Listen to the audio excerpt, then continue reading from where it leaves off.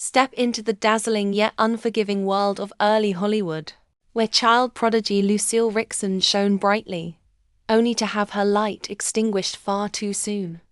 Hers is a story of ambition, exploitation, and the high cost of fame in an era that revered youth, but left little room for innocence.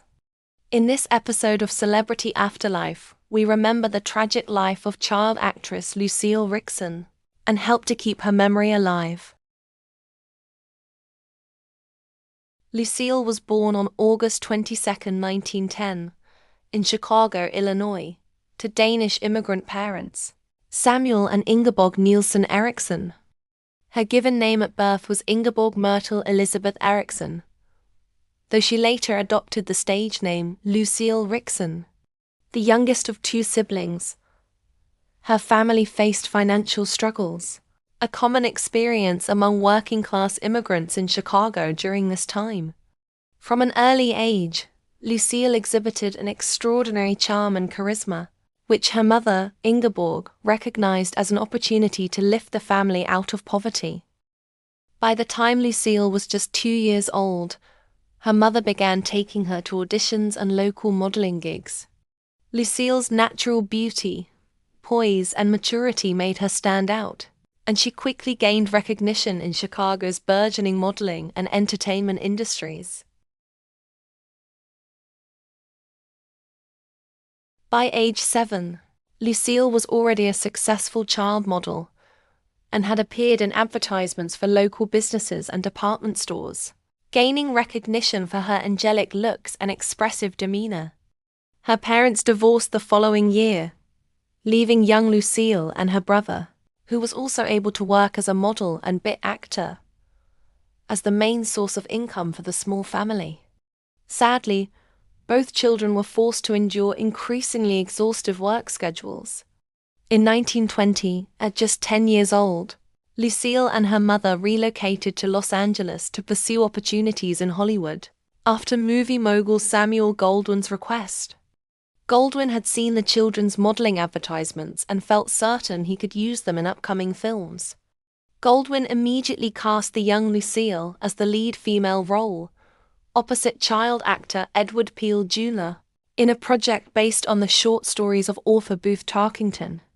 The Adventures of Edgar Pomeroy was a series of 12 short film installments, and filming was absolutely brutal.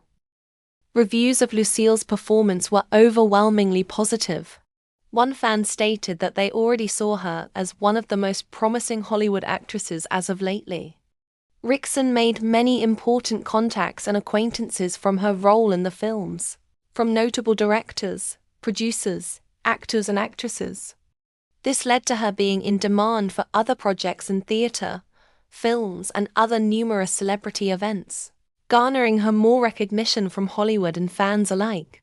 Throughout 1920 and 1921, Lucille was traveling all over the country, appearing in more than 12 films alone.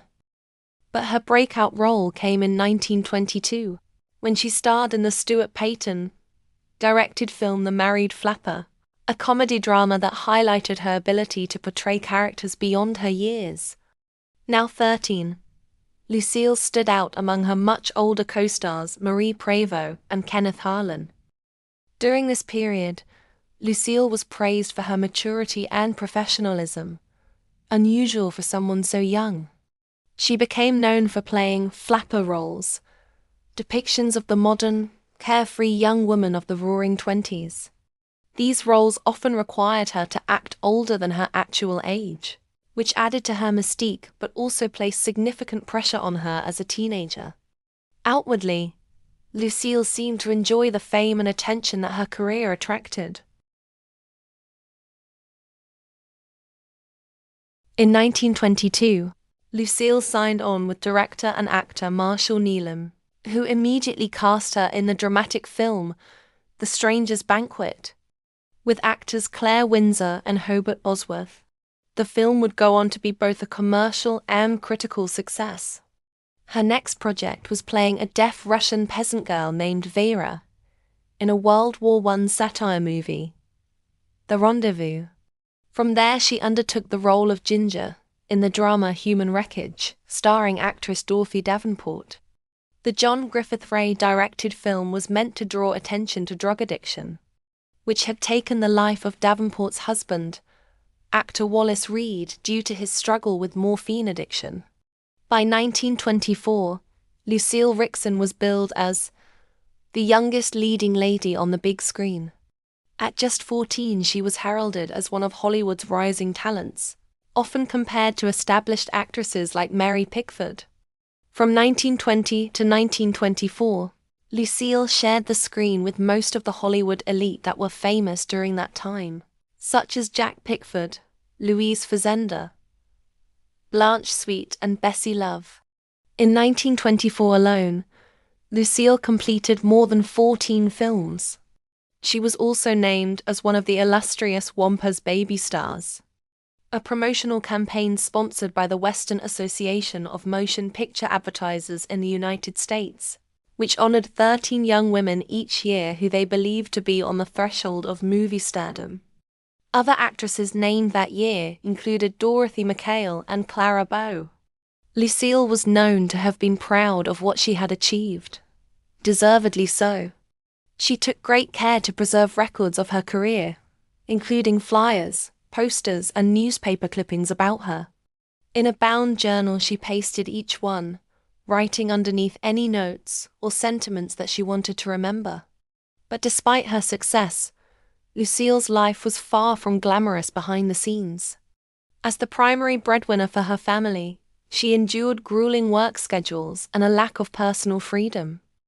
Reports suggest that her mother managed her career with an iron grip, often prioritizing work over Lucille's well-being.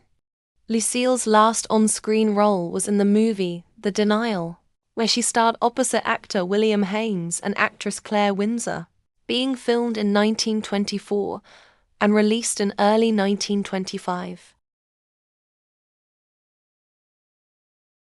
By 1925, Lucille's health began to decline. It was later revealed that she was suffering from tuberculosis, exacerbated by exhaustion and malnutrition.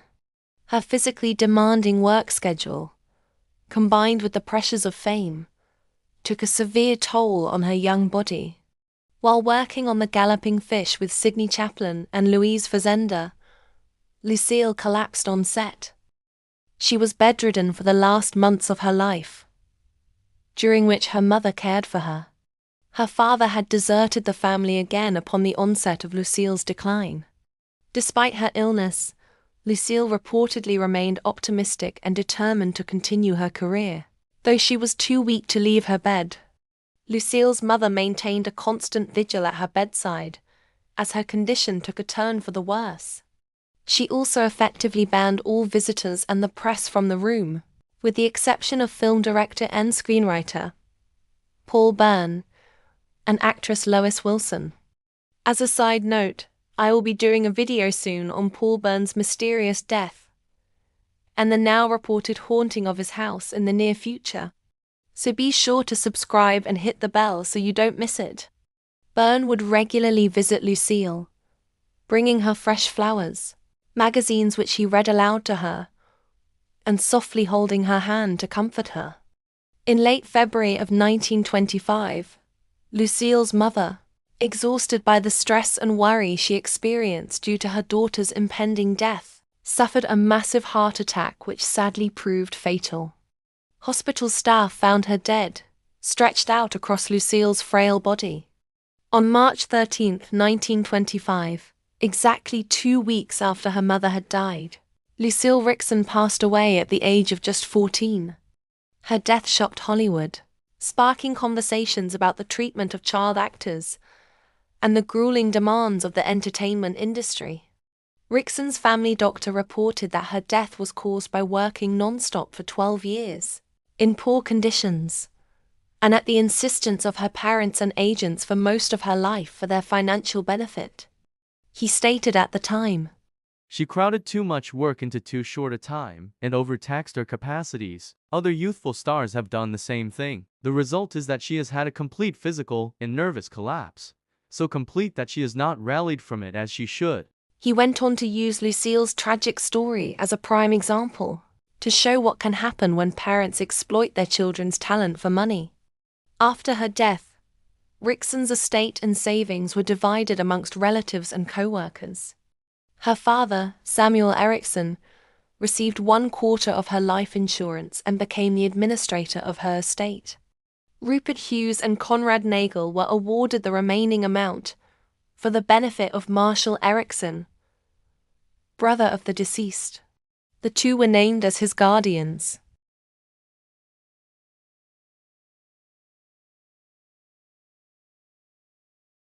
Lucille Ricksen's death highlighted the vulnerabilities of child stars in early Hollywood.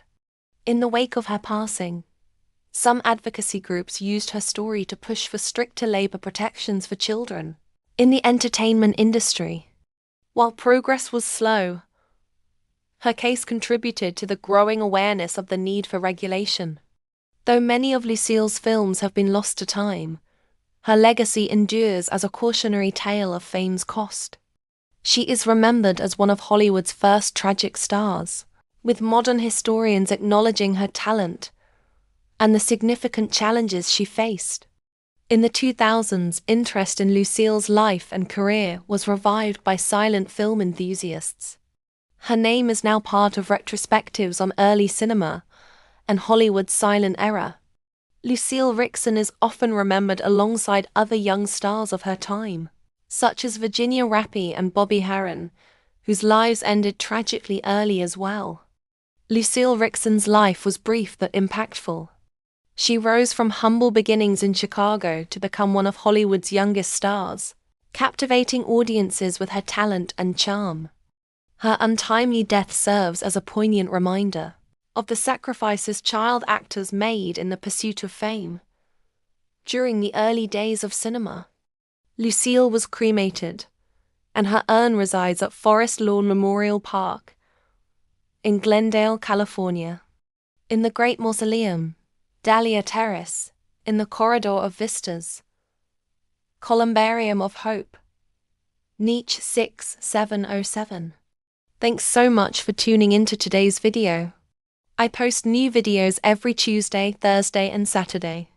So be sure to like, subscribe, and click the bell to catch every episode where we dive into the Celebrity Afterlife.